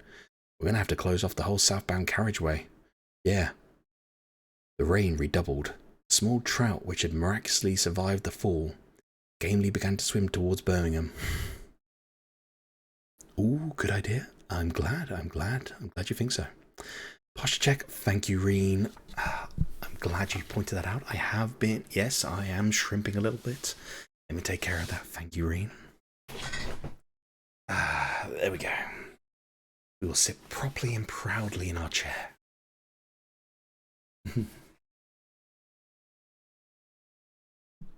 Don't be like me? Reen, I would be proud to be like you. Reen, you know how much I admire you. That was wonderful, said Newt. Good, said Anathema. The earth moved for everybody. She got up off the floor, leaving her clothes scattered across the carpet, and went into the bathroom. Newt raised his voice. I mean, it was really wonderful. Really, really wonderful. I always hoped it was going to be, and it was. There was the sound of running water. What are you doing? He asked. Taking a shower. Ah. He wondered vaguely if everyone had to go shower afterwards, or if it was just or if it was just women. And he had a suspicion that bidets came into it somewhere. Tell you what, said Newt as Anathema came out of the bathroom, swathed in a fluffy pink towel. We could do it again. Nope, she said, not now. She finished drying herself and started picking up clothes from the floor. Self-consciously pulled them on. Newt, a man who was prepared to wait half an hour for a free changing cubicle at the swimming baths rather than face the possibility of having to disrobe in front of... Oh, hang on. To disrobe in front of another human being, found himself vaguely shocked and deeply thrilled. OMG, that means the world to me. Well, I'm glad, Reen, I'm glad. Bits of her kept appearing and disappearing, like a conjurer's hands. Newt kept trying to count her nipples and failing, although he didn't mind. Why not? Said Newt. He was about to point out that it might not take long, but an inner voice counselled him against it. He was growing up quite quickly in a short time. Anathema shrugged. Not an easy move when you're pulling on a sensible black skirt. She said we only did it this once. Newt opened his mouth 2 or 3 times, then said, She didn't. She bloody didn't. She couldn't predict that. I don't believe it. Anathema, fully dressed, walked over to her card index, pulled one out and passed it to him. Newt read it and blushed and gave it back, tight-lipped. It wasn't simply the fact that Agnes had known and had expressed herself in the most transparent of codes. It was that down the ages various devices had scrawled encouraging little comments in the margin. Time-lapse? I did it wrong. Oh, jeez. Reen, what are you trying to do? What are you trying to do, Reen?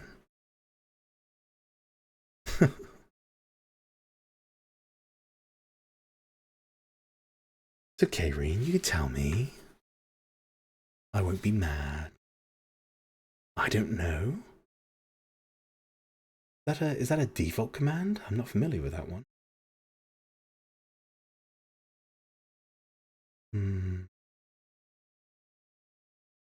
Anyway. Carrying on.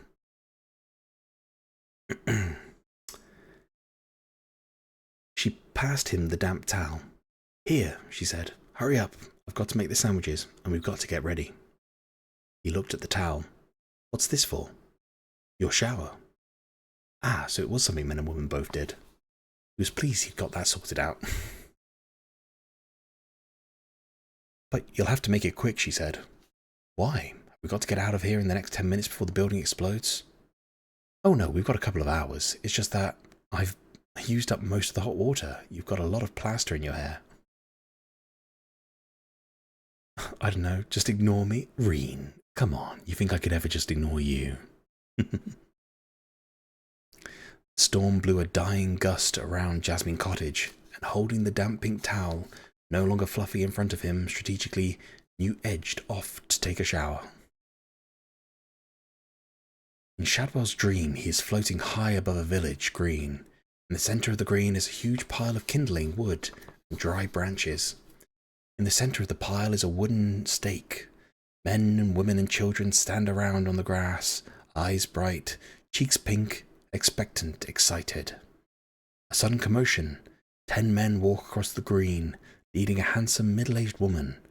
She must have been quite striking in her youth, and the word vivacious creeps into Shadwell's dreaming mind. In front of her walks Witchfinder Private Newton Pulsiver. No, it isn't Newt. The man is older and dressed in black leather. Shadwell recognizes approvingly the ancient uniform of a Witchfinder Major. The woman climbs onto the pyre, thrusts her hands behind her, and is tied to the stake. The pyre is lit. She speaks to the crowd, says something, but Shadwell is too high to hear what it is. The crowd gathers around her. A witch, thinks Shadwell. They're burning a witch. It gives him a warm feeling. That was the right and proper way of things. That's how things were meant to be. Only... She looks directly up at him now and says, That goes for you as well, you daft old fool. Only she was going to die. She was going to burn to death. And Shadwell realized in his dream it was a horrible way to die. The flames lick higher. And the woman looks up. She is staring straight at him. Invisible although he is. She is smiling. And then it all goes boom. A crash of thunder. That was thunder, thought Shadwell as he woke up, with the unshakable feeling that someone was still staring at him. He opened his eyes, and 13 glass eyes watched from the various shelves of Madame Tracy's boudoir, staring out from a variety of fuzzy faces. He looked away and into the eyes of someone staring intently at him. It was him. Och, he thought in terror, I'm having one of them out-of-your-body experiences. I can see man's self. I'm a goner this time right enough. He made a frantic swimming motion in an effort to reach his own body, and then, as these things do, the perspectives clicked into place.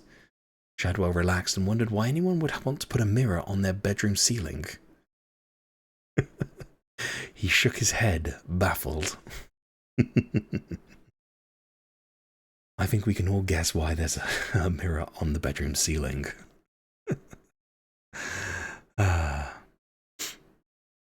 He climbed out of the bed, pulled on his boots, and stood up warily. Something was missing. A cigarette.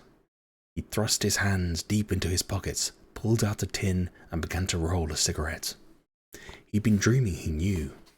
Shadwell didn't remember the dream, but it made him feel uncomfortable, whatever it was. He lit the cigarette, and he saw his right hand, the ultimate weapon, the doomsday device. He pointed one finger at the one-eyed teddy bear on the mantelpiece. Bang, he said, and chuckled dustily. He wasn't used to chuckling, and he began to cough, which meant he was back on familiar territory. He wanted something to drink, a sweet can of condensed milk. Madame Tracy would have some. Pterodactyl X, thank you very much for the follow. I appreciate it. Welcome on in. Thank you for joining us. I hope you're having a wonderful day. We are just doing some light reading today. A nice relaxing stream. We like to shake things up every now and then. We do a variety of things here, so yeah, I hope you enjoy yourself, and I hope you are able to relax and take it nice and easy today. He stomped out of her boudoir, heading toward the kitchen. Outside the little kitchen, he paused. She was talking to someone. A man. So what exactly do you want me to do about this? She was asking. Ack your Bildame, muttered Shadwell. He had one of her gentleman callers in there, obviously. To be frank, dear lady, my plans at this point are perforce somewhat fluid. Shadwell's blood ran cold. He marched through the beaded curtain, shouting, "The sins of Sodom and Gomorrah, taking advantage of a defenseless whore over my dead body." Oh, welcome in, Pterodactyl. Welcome in. I appreciate you being. Do you have a name? Do you have a nickname? Do you have a name you prefer? Please let me know. I try to accommodate all people who come into this channel. So, if you have a nickname or anything you prefer me to call you, please let me know.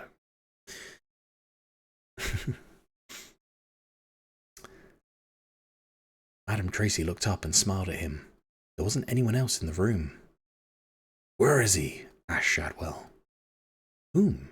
Asked Madam Tracy. Some southern pansy, he said. I heard him. He was in here suggesting things to you. I heard him.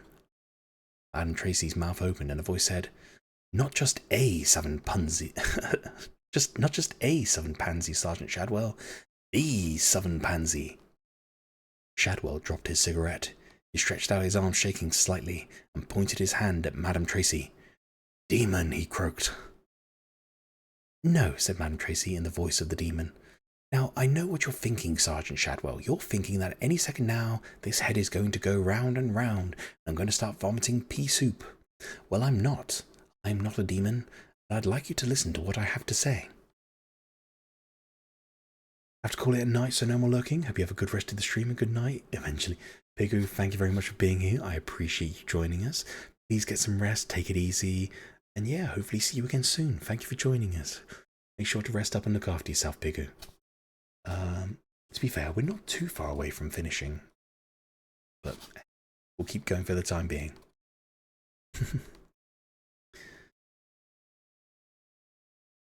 Demon spawn, be silent, ordered Shadwell. I'll no listen to your wicked lies.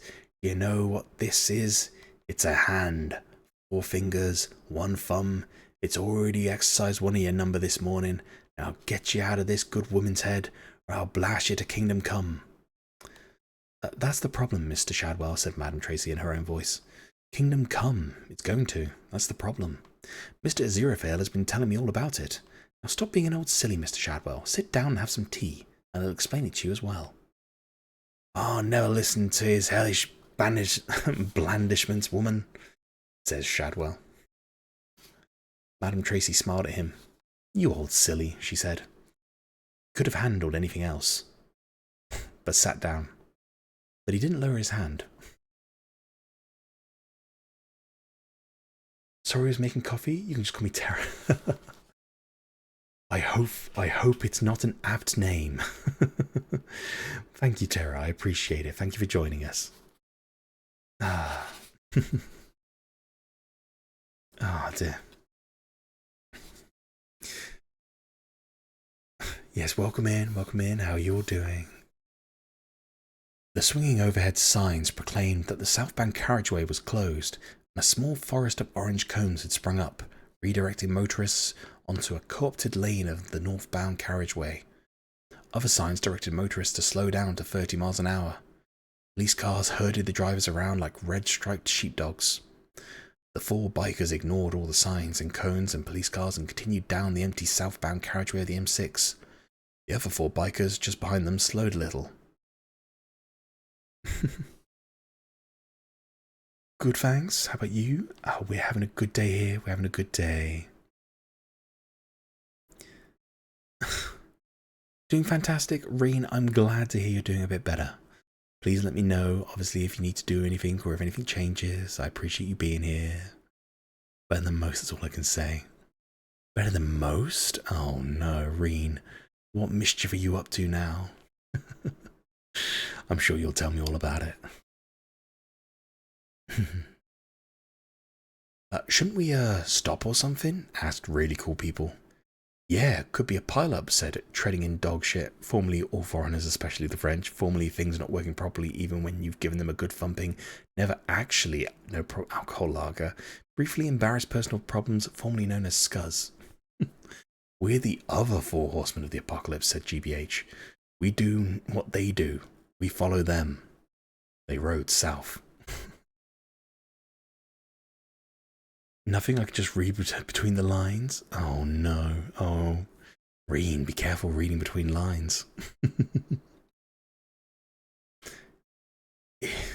It'll be a world just for us, said Adam. Everything's always been messed up by other people, but we can get rid of all that and start again. Wouldn't that be great? You are, I trust, familiar with the Book of Revelation, said Madame Tracy with Aziraphale's voice. Aye, said Shadwell, who wasn't. His biblical expertise began and ended with Exodus, chapter 22, verse 18, which concerned witches, suffering to live of, and why you shouldn't. He had once glanced at verse 19, which was about putting to death people who lay down with beasts, but he had felt that this was rather outside his jurisdiction. Then you have heard of the Antichrist. Aye, said Shadwell, who had seen a film once which explained it all. Something about sheets of glass falling off lorries and slicing people's heads off, as he recalled. No proper witches to speak of. He'd gone to sleep halfway through. Yeah, no kidding. Oh, God. The Antichrist is alive on Earth at this moment, Sergeant. He is bringing about Armageddon, the day of judgment, even if he himself does not know it. Heaven and hell are both preparing for war, and it's all going to be very messy. Sunshine, what are you throwing things at me for? Come now. So uncalled for. Shadwell merely grunted. I'm not actually permitted to act directly in this matter, Sergeant, but I'm sure that you concede that the imminent destruction of the world is not something any reasonable person would permit. Am I correct? I suppose, said Shadwell, sipping condensed milk from a rusting can Madame Tracy had discovered under the sink. Then there is only one thing to be done, and you are the only man I can rely on. The Antichrist must be killed, Sergeant Shadwell, and you must do it. Shadwell frowned. I wouldn't know about that, he said. A witch-finder army only kills witches. It is one of the rules. And demons and imps, of course. But the Antichrist is more than just a witch. He is the witch. It's about as witchy as you can get. Would he be harder to get rid of than, say, a demon? Asked Shadwell, who had begun to brighten. Not much more, said Aziraphale, who had never done other to get rid of demons than to hint to them very strongly that he, Aziraphale, had some work to be getting on with, and wasn't it getting late? And Crowley had always got the hint. Shadwell looked down at his right hand and smiled. Then he hesitated. This Antichrist, how many nipples has he? The end justifies the means, thought Aziraphale, and the road to hell is paved with good intentions. This is not actually true. The road to hell is paved with frozen door-to-door salesmen. On weekends, many of the younger demons go ice skating down it. Almost at the 2-hour mark. Thank you, Reen. Thank you. I'll just keep going. I think we're not too far away from the end of the chapter. I'll have a quick look and just see. Oh, we have got a little way to go. We'll keep going until I get to the end of this section of the chapter, and and then we can leave it there.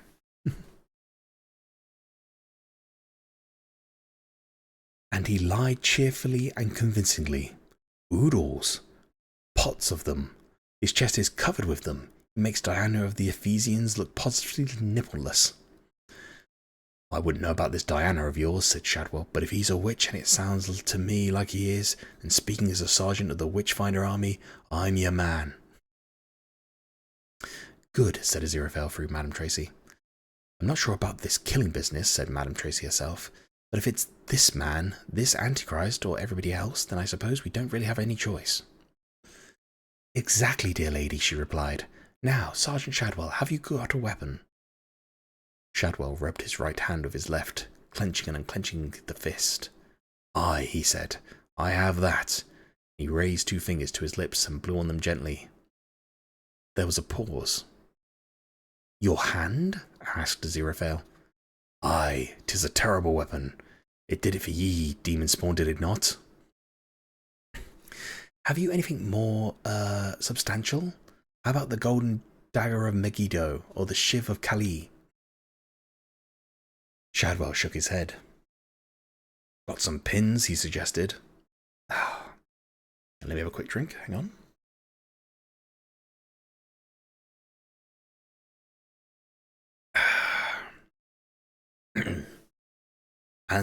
And the thunder gun of Witchfinder Colonel, ye shall not eat any living thing with the blood, neither shall ye use enchantment, nor observe time's Talimple. I could load it with silver bullets. That's werewolves, I believe, said Aziraphale. Garlic? Vampires. Shadwell shrugged. Aye, well, I don't have any fancy bullets anyway, but the thunder gun will fire anything. I'll go and fetch it. He shuffled out, thinking, why do I need another weapon? I'm a man with a hand. Now, dear lady, said Aziraphale, I trust you have a reliable mode of transportation at your disposal. Oh yes, said Madame Tracy. She went over to the corner of the kitchen and picked up a pink motorbike helmet with a yellow sunflower painted on it, put it on, strapping it under her chin. Then she rummaged in the cupboard, pulled out 300 or 400 plastic shopping bags and a heap of yellowing local newspapers. Then a dusty day-glow green helmet with Easy Rider written across the top, a present from her niece Petula 20 years before. Shadwell returned with the thunder gun over his shoulder, staring at her unbelieving. I don't know what you're staring at, Mr. Shadwell, she told him. It's parked in the road downstairs. She passed him the helmet. You've got to put it on. It's the law. I don't think you're really allowed to have 3 people on a scooter, even if 2 of them are sharing. But it's an emergency, and I'm sure you'll be quite safe if you hold on to me nice and tight. And she smiled. Won't that be fun? Shadwell paled, muttered something inaudible, and put on the green helmet. What was that, Mr. Shadwell? Madame Tracy looked at him sharply. I said, Deal ding a divot have you whammy with a flauta spade, said Shadwell. That'll be quite enough of that kind of language, Mr. Shadwell, said Madame Tracy. And she marched him out of the hall and down the stairs to Crouch End High Street, where an elderly scooter waited to take the 2, well, call it 3 of them away. Okay, guys, right, we've hit the 2-hour mark. I've got to the end of this current part. Let me make a note of where I am. Get my bookmark. There we go. Right. And we'll put the book away. Guys, thank you very much, everybody, for coming in today. I am very grateful for you all being here. Thank you for listening. Sunshine, I'm glad to see you're still here and cozy. Thank you for joining us. Yeah, so guys, tomorrow we're playing some more Planet Crafter. As you well know, that is my current addiction, although I fear it will soon be replaced as Monster Hunter Wilds comes out on Friday. And I'm very keen to do some streams with Monster Hunter Wilds, so we'll see. We might sneak one in this week. We may do one next week. Who knows? But anyway, thank you for the stream, folks. I appreciate you being here, Reen. Thank you as always for the support. I'm very grateful for you being here. Thank you for being the mod here. I'm very grateful. Lots of love, my folks. Reen, lots of love to you too. I am very grateful. Thank you very much for everything. I hope you're feeling much better now. Oh no, another addiction? No, not another addiction. This is it's more like a shifting of addictions. Anyway, as I was saying, guys, thank you very much for coming in today. I hope you all have a good morning, good afternoon, good evening, good night, wherever you are in the world. I hope you all take care of yourselves. Let's have a quick look and let me see who's currently on.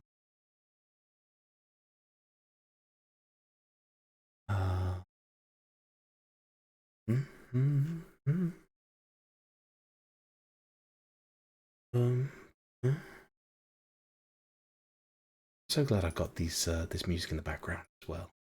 One of my, as many of you know who've been here a while, The Outer Wilds is by far one of my favourite games. And to have a copyright-free piano cover that I can use for stream is wonderful. I'm so happy about this.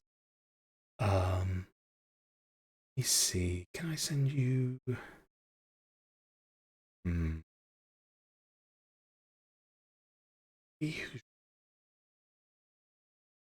Let's see.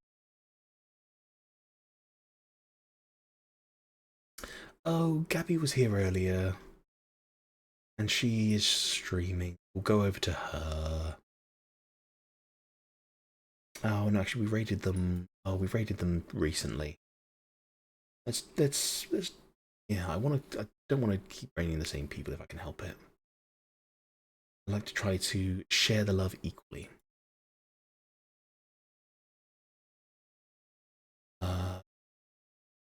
So look, Dormy's here doing.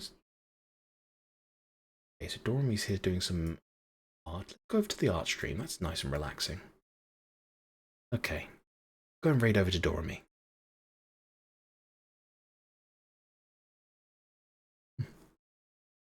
Art? Yes, yes, it is an art stream. Let's go. Yeah, it looks like a chibi model as well, Reen. So who knows? Could be something to look at. Ah, dear. Seribot, thank you very much for the kind words. I love Seribot. Seribot's great. Good job, bot. Yeah. Oh, extinct. Yeah. Right, let me do. Oh, I still haven't fixed the raid follow message. It's fine. It's fine. Do raid follow. I will fix it next stream. Raid sub. Oh. Reen, did you beat me to raid sub? Oh, shocking. Shocking. Well, thank you, Reen. I appreciate it. Guys. There you go. There's the raid sub one. Yeah, the raid follow one, it's a bit temperamental at times. I think for non-subscribers it won't work, so I need to fix the raid follow message. But it's fine. We'll do that next stream. Anyway, in the meantime, guys, thank you very much for coming in today. I hope you'll have a good morning, good afternoon, good evening, night, wherever you're in the world. I hope you're all taking care of yourselves. Please make sure to hydrate, eat well, look after yourselves. We're back tomorrow with Planet Crafter. You said that about 3 times. It's fine. It's fine. We're about to raid. Let's go, guys. I'll see you all later. Take it easy. Relax, guys. Have fun. Thank you, Pterodactyl. See you all later. Goodbye.